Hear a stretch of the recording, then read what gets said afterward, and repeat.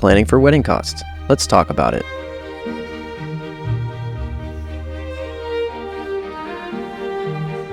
Whether you're getting married or helping pay for your kid's wedding, it's critical to build a budget to keep track of wedding costs. Two of our team members, Kate and Danielle, tied the knot in 2023. As they reflect on and celebrate 1 year of marriage, Kate and Danielle's dad, Ken, shared some key considerations when planning for wedding costs that can hopefully be helpful. Along with Danielle, Kate, and Ken's input, we'll share some statistics from the Knot 2023 Real Weddings Study. The Knot surveyed around 10,000 U.S. couples that got married in 2023 for this study. They also talked to couples who were engaged in 2023 and got married/planned to get married in 2024.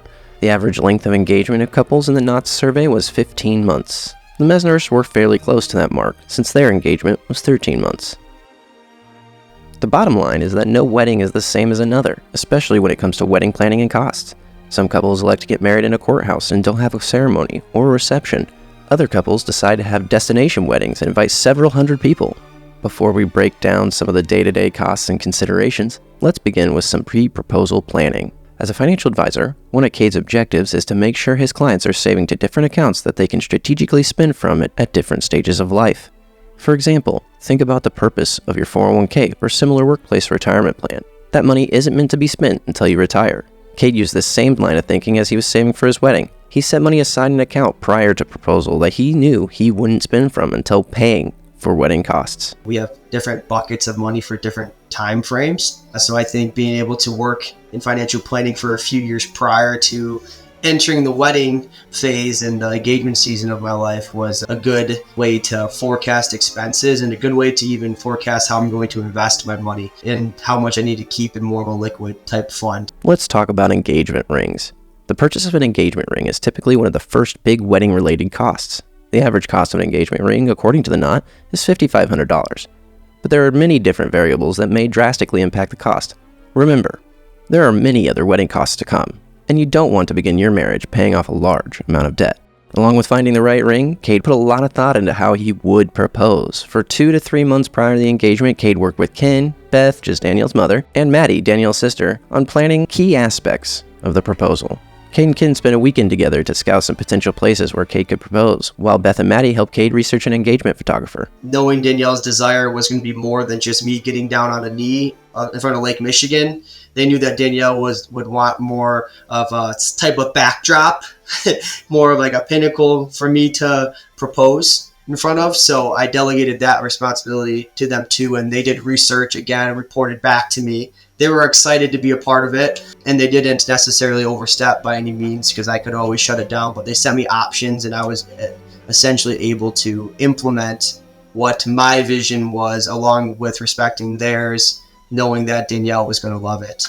The 2023 Knot study found that around 25% of proposers hired a photographer and potentially other vendors for the proposal. That's a 13% increase from the Knot's 2019 study. So hiring a proposal photographer is a wedding cost that's becoming much more common. There could potentially be a lot of stress for both parties leading up to the proposal. For Cade's situation, would everything go as planned for the proposal? Would Danielle say yes? And for Danielle, would it be everything she always dreamed of? Thankfully, yes was the answer to both of those questions. Now that you're engaged, communication's key. When asking couples what they care about most when planning their wedding, some might say the location, venue, or the guest list, while others might say the food, vows, or having an open bar. Agreeing on some wedding planning decisions can be easy, but some can be incredibly difficult. That's why communication was the most important thing to Cade and Danielle during their engagement season, and not just between themselves. Communication between Danielle and Cade was at the core of their wedding planning and determining wedding costs, but it extended to their parents and others as well. Just that aspect alone is, well, my mom said this and my dad said that, and then Cade could be like, well, my mom said this and my sister said that, and then there's a gap between Cade and I. So since Cade and I had come to our decision prior to ever talking to any outsource, that was most important to me rather than any venue, any wedding planning, just that communication alone, because I didn't want a bad engagement season. As the Mesners outlined their wedding budget, they decided how much they would be able to contribute and factored in the amount that each of the parents generously agreed to contribute as well. It was a priority for Danielle and Kate to be respectful to their parents by not asking them for additional funds beyond what they initially contributed. I personally didn't feel like there was ever a time where I needed to ask for more funds.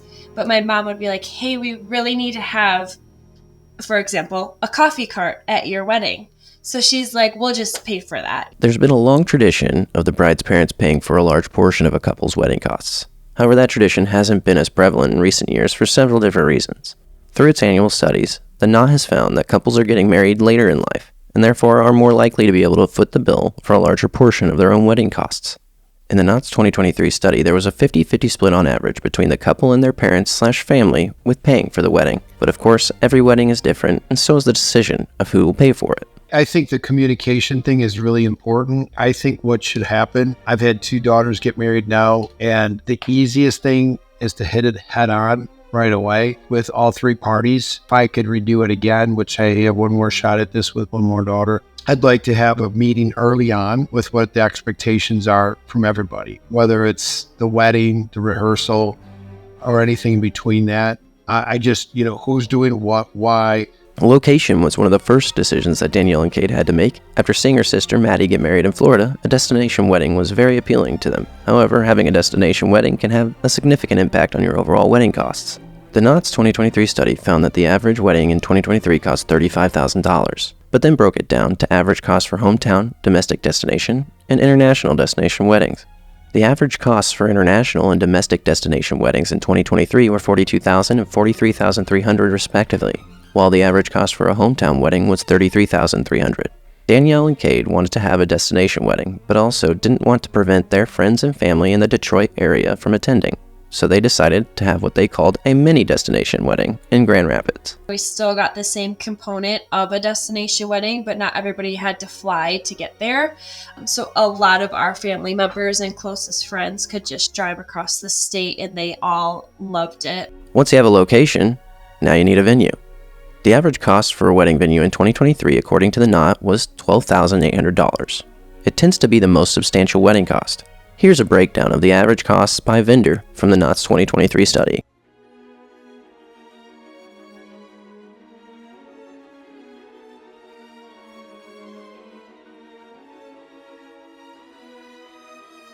Some of the vendors on that list may be applicable to you, while others may not be. There are also some vendors that may not be on this list that you're considering. Once we got the venue out of the way, booked, and had the weekend picked out, a lot of the stress of the timing and the vendors was relieved, because picking out that date and getting the perfect date, the perfect time, the perfect location is going to be the crux and the foundation of the day is built on. Again, every wedding is unique. For example, Kate and Danielle got a discount on their wedding venue because it was brand new and wasn't even completed when they signed the contract. Like with their wedding venue, negotiating can be a tactic for planning for wedding costs. Getting a videographer was one very important detail to Danielle. However, the specific videographer that she found and wanted was asking a price that was way higher than what she and Kate had budgeted for. The videographer's wife is a photographer, so they operate as a husband and wife duo. They told Danielle and Kate that it would cost a certain amount for travel, and that they also needed their flights and hotel to be covered.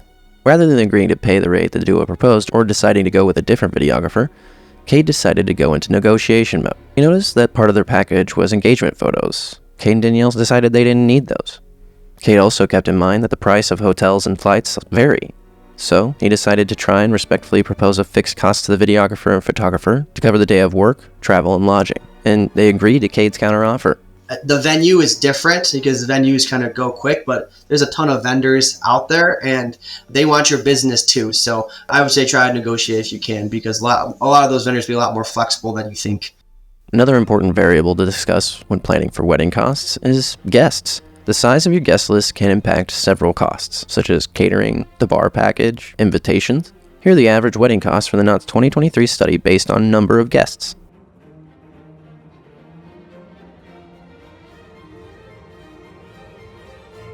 The Mesners had invited 246 guests to their wedding, but knew there would be a good chance that many of Danielle's friends from college wouldn't come, since she went to college outside of Michigan. Danielle and Kate also have several friends in Texas and Florida, so they didn't expect all of them to come. They ended up with 180 guests, which was right around what they expected. Deciding on a guest list can potentially be one of the hardest parts of the wedding planning process. Should you invite that distant cousin who you aren't that close to? What about a family friend who you haven't talked to in years, but your parents are very close to? If your parents are paying for a large portion of the wedding costs, how much of a say will they get when it comes to that guest list? One rule of thumb that Danielle and Kate used was only offering plus ones to people who had been in a relationship for at least 1 year. Making certain rules can help you save on wedding costs because less people equates to lower overall wedding costs. We definitely didn't pull any punches when it came to inviting people. Like if we love someone or really wanted someone to be part of our day, it wasn't like we were pressed on venue limitation or capacity, especially with it being a mini destination. Inflation's a consideration when you're planning for wedding costs. Inflation might not be top of mind for many couples who got married 5 years or so ago, but wedding costs have certainly shown inflation's impact in the past couple of years. Again, the average cost for a wedding ceremony and reception was $35,000 in 2023, according to the Knot. The Knot did the same survey in 2022, and the average cost was $30,000 then. Make sure to consider inflation as you're preparing your wedding budget and overall financial plan. Having a budget, or a spending plan as we often call it, is critical throughout your working years as well as in retirement. Kids could come into the picture shortly after getting married. Before you know it, you may be helping pay for some of those wedding costs. Just ask Ken. Honestly, I think what I did with all of my children is told them, I'll help pay for some of it, but I don't want them to just think that there's an endless checkbook there. So I wanted them to be able to have a little bit of opportunity to pay for some of the things that they wanted as well. That's my biggest advice. Some parents want to pay for it all. I think even if you can afford it, it's a good idea to have your kids. It's just a good lesson to be learned that they're going to put some skin in the game. What about frictional wedding costs? For Kate and Danielle, it wasn't inflation that took them by surprise. It was what Kate described as frictional costs.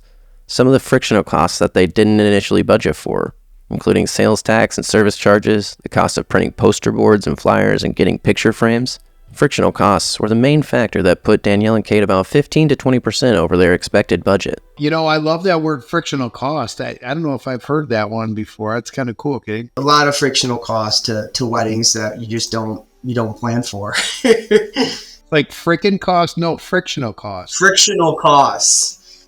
Frictional costs, man. Oh my goodness. Even like printing wedding invitations and getting the postage and the envelopes and getting the card stock that's more expensive. It all adds up. As the projected frictional costs mounted, Danielle and Kate did their best to mitigate them. For example, instead of paying a company to print their wedding invitations, Danielle printed them herself. It's still expensive, so you can pay a company to do that. So that's where we cut costs a little bit. We did more of that like manual stuff. Something to be aware of is decision fatigue. When you get close to the end of the planning process, you begin to get decision fatigue of all the 1,000 minor decisions that you're making that you begin to start paying a premium just for the convenience of things. So we did that for a few different costs of the wedding as well, which boosted us up a little bit. But when you're getting to the end, it's just like, let's get through this. It'd be better to pay for someone and a premium to do it for us rather than trying to make one more decision to make sure that the day goes as planned. Keep in mind that payments for some of the substantial wedding costs aren't due until shortly before the wedding. That's also the time when decision fatigue can start to set in, which can potentially lead to extra spending. We viewed it as these people are giving us this money to sow into our marriage. It's a blessing from them to set us up for the future, whether it's a down payment on a house or whether it's just building up our savings account so we can do the things we need to do in our life or to do home renovations when they come up. What about gifts?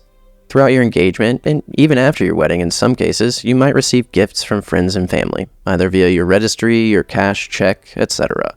Getting a cash gift can help offset some wedding costs, but Kate and Danielle decided to take a long-term approach instead. You don't want to be in debt starting off your first year of marriage and then have that financial stress on yourselves. So I think really sticking to a budget and living within your means and, maybe cutting back on a vendor or two or florals or something else to get whatever you really want, but not to get what you really want in every vendor, venue, honeymoon, and everything. You have to kind of compromise certain areas and then make up for it later in life, 5 years later, 10 years later in your marriage. So you're not, coming back from your honeymoon and you're in 20 grand of debt.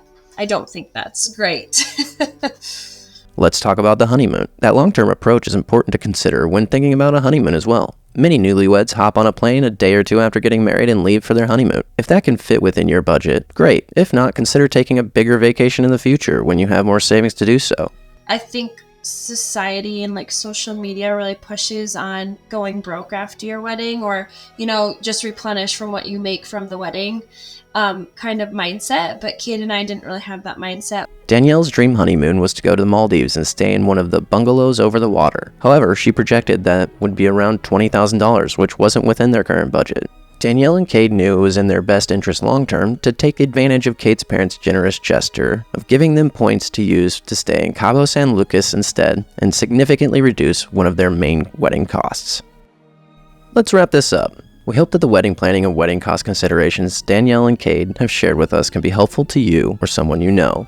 Planning for a wedding is one of the many examples why it's important to have a financial plan that's tailored to your goals. Your wedding and your children's weddings are moments that you'll likely never forget, but also they have substantial costs associated with them, so let's plan for them.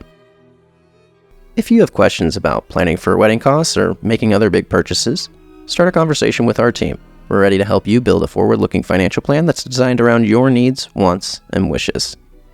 Thanks for watching. If you enjoyed this video, please like, share, and subscribe.